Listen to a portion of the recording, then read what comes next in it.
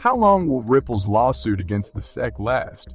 Which new Ripple partner will be able to influence the situation in court? We will answer these questions in today's video. David Schwartz, Ecto of Ripple, has become a Twitter sensation. The Ripple executive and XRP ledger developer made a remark about urinating in a pool in a tweet yesterday, prompting the reaction. Schwartz writes, "I was informed that as long as nobody is really near to you in a pool full of people, nobody would know that you did. I see now that this holds true only if you are in the pool." The crypto and XRP communities have responded in droves to the humorous tweet. It has been speculated by a few Twitter users that the Ripple executive's message may have some hidden significance. As a result, there have been attempts to establish connections to sources of liquidity. Unfortunately, there seem to be no such obvious links. Note that, as was previously reported, XRP ledger engineers are now testing a native automated market maker. AM. Schwartz claims the AM's features, such as facilitating single-side liquidity provision, set it apart from other similar products. In contrast, those who found the joke funny but who didn't interpret any deeper significance posted anecdotes and memes as responses. Even yet, it's worth noting that the tweet has earned praise from an unlikely source, Cardano creator Charles Hoskinson. We should also note that Hoskinson's relationship with the XRP is tense. Notably, he has been at conflict with the community in the past due to remarks he made about the purported settlement date for Ripple and comments he made regarding the links between officials at the U.S. Securities and Exchange Commission and Ethereum. Due to the poisonous and petty nature of the XRP community, Hoskinson said in December that he would no longer be making any more comments on the subject. Furthermore, he said that he had no qualms about severing ties with the community since XRP had no technical or business value. Recently, Ripple to David Schwartz and Bitcoin advocate Tuur Demeester had a Twitter debate over whether or not Ethereum IOU was superior than Microsoft and Swift shares. Demeester sparked the discussion with a tweet regarding the Howey test, a legal standard for determining whether or not a certain investment becomes a security. Demeester argued that ETH passes the Howey test because it is a pooled investment in which the returns depend on the efforts of others. "I don't understand what you're saying precisely," Schwartz said. "You're claiming that ETH represents a joint financial investment in a shared venture. They got their ETH straight from ETH, you say?" Eleanor Terrett, a Fox Business journalist, predicts a major SEC announcement tomorrow. Ripple's CSIC case is nearly finished. Everything has been briefed, according to attorney James K. Filon and Judge Annalisa Torres will make the decision. Before the court ruling, attorney John E. Deaton, who represents thousands of XRP holders as a friend of the court, recently argued that an out-of-court settlement is unlikely. Following the LBRY decision and the FUX collapse, the lawyer believed the regulator would fight to the bitter end. As a result, he anticipates a settlement only after a court stays a jury trial and hears appeals. However, since the attorney made this prediction, the LBRY case has changed. After supporting Naomi Brockwell's motion to limit the SEC's remedies, the judge clarified his ruling that LBRY credit sales were securities and did not apply to secondary market sales, according to the attorney. According to the attorney, the judge forced the SEC to admit that investment contract assets are not securities.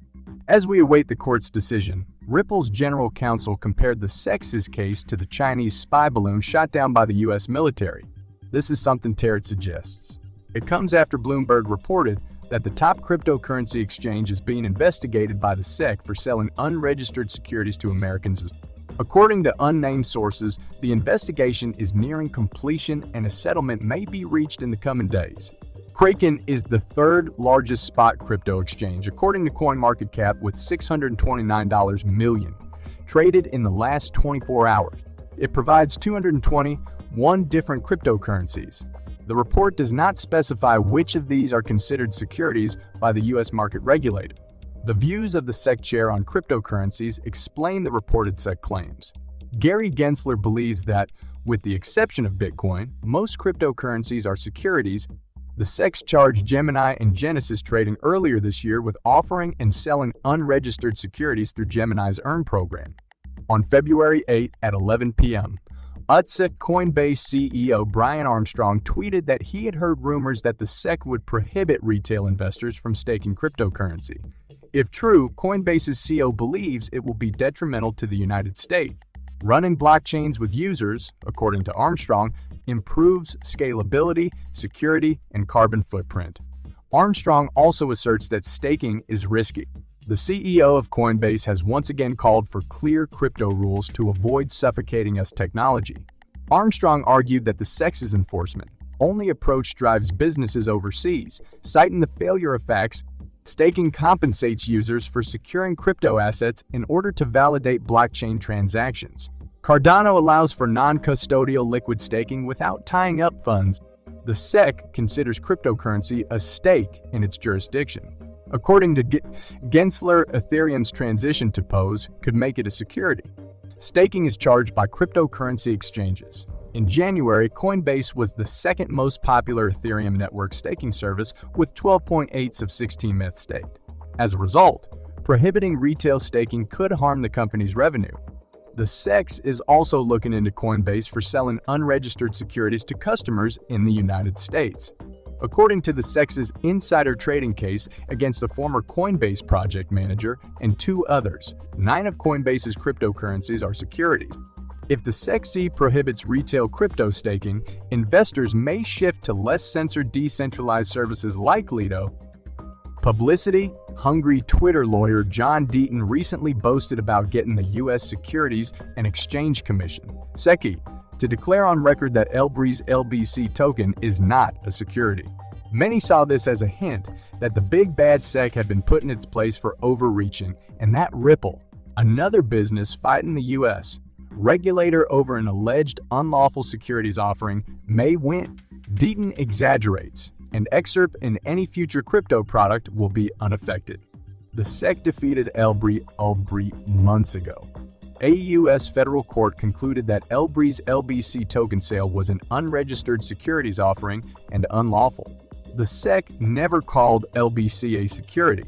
As Deaton notes, Howey cases are about whether the item was offered as an investment contract, not whether it was a security. Investment contracts are securities. LBRY and Ripple are SEC cases. Given that LBC's original sale was unlawful, may bag holders resell tokens on the secondary market? The SEC's proposed phrasing might ban LBRY's direct and secondary sales. The SEC seems unwilling to agree that any secondary market sale would not violate securities laws in court argument. Deaton entered. Naomi Rockwell, a crypto journalist, possesses 261,500 LBC tokens from the secondary market. No LBRY tokens were bought. As an amicus curiae, she asked the court if its LBC token ruling would restrict secondary market sale. Deaton represented her. If not, reject the SEC's wording. Deaton represented Rockwell in a remedies hearing last week. On his own program, Deaton pointed the judge to the widely distributed Lewis Cohen article, which examined 7 decades of securities case law and concluded that the asset underlying an investment contract has never been considered a security. Thus, any SEC order should not prevent LBRY holders from selling tokens on the secondary market. Deaton claims he won many industry wins here. That's exaggerating. The SEC would have acknowledged that the pure situation of a wholly independent resale of tokens, the first selling of which was unlawful, is not a securities offering. The SEC never disagreed. Their legal documents confirm. The SEC has repeatedly said that the LBC token is not a security. Therefore, Deaton's on-record claim is meaningless. The SEC's hesitation to declare that no secondary sale constitutes a securities offering is justified. The LBRY case has always been about LBC token sales by LBRY, not secondary sale. The SEC may have submitted an unclear order, but as its documents show, it never intended to make any assertions regarding secondary sales as legality.